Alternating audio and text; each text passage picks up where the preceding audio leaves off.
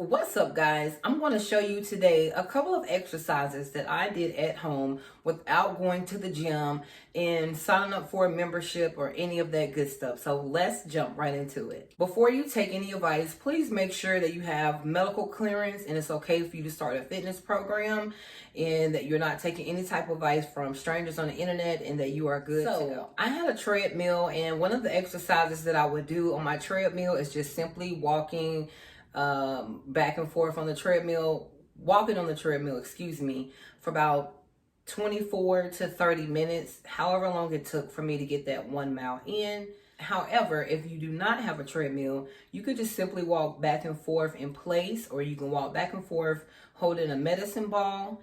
And you would not want to hold the medicine ball the entire time. You would only want to do it in maybe 3-minute increments because it can get pretty heavy.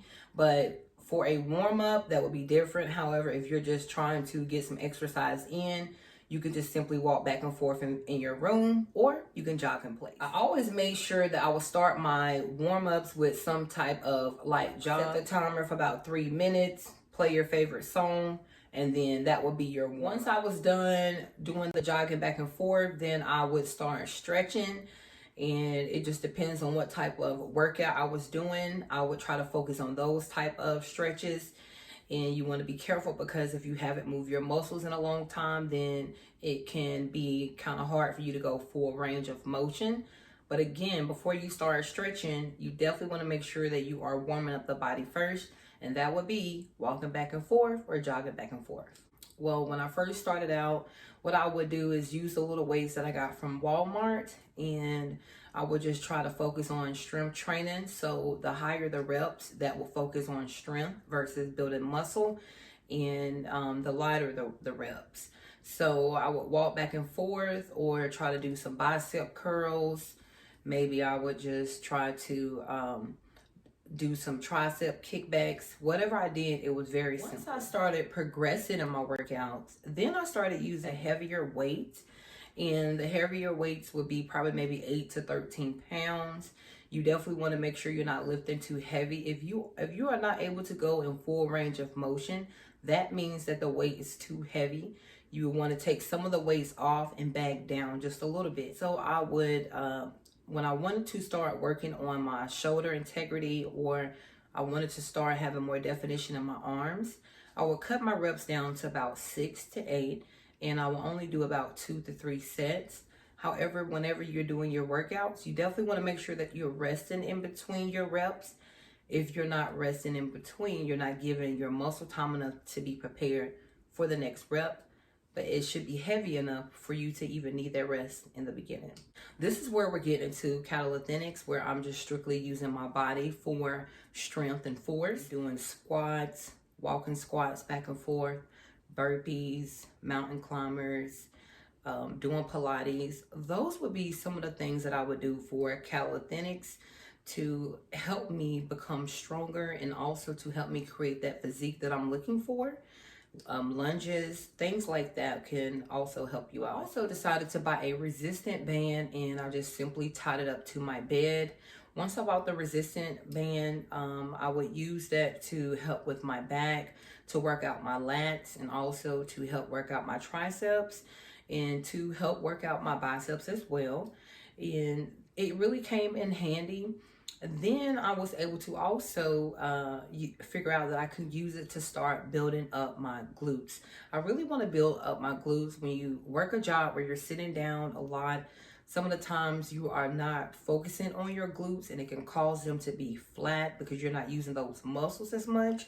So I decided to start doing exercises right here in my room that can help me out with my glutes. Stepmaster, well, I call it my little Stepmaster. I got it from Walmart for probably about $25. I don't even think it costs that much. It's probably about $15. And you just simply put your feet on it when you're working. It's something you can use it to put your feet on when you're working and it's up under your desk, or if you want to use it to step on something but it's not that high to really give you the height. So I take advantage of it and use it as a way to simply do some step exercises. Again, I would set the alarm clock for maybe about 70 seconds and see if I can give it all I have, and then rest 20 seconds and then go again. It just depends. So I will make sure that I would change up my workouts, because doing the same workout, you will not see any type of results. Your body will get used to it. Again, I had to start on building up my strength first and then progressing to doing different type of exercises. What I will also do is check my progress each week and see how am I doing. I was able to do this many sit-ups last week. How many am I able to do now? For example, I have a new challenge that I've been working on this month, which is the German volume training. And that is where you do 10 sets of 10 reps. So currently it takes me about 3 minutes and 30 to 40 seconds, 100 squats. I'm going to challenge myself to where by the end of this month or within the next 21 days, I have to be able to do 10 squats, 10 reps in 3 minutes or less, which would be a total of 100. The reason why I want to do that is because I want to define my legs more, especially me coming from weighing 296 pounds and then 267 pounds when I just recently started. My weight constantly fluctuating, going up and down, up and down. There is a lot of work that I have to do to get my legs to look the way that I want. Of course, the number one part plays in my nutrition.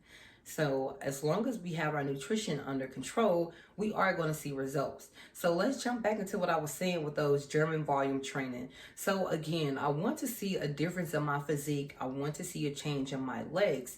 So I know that I must increase my force. I have to put more force on my legs. I have to overcome the overload. If I'm not able to do a certain amount and do it within a certain time frame, I'm not going to be able to see results.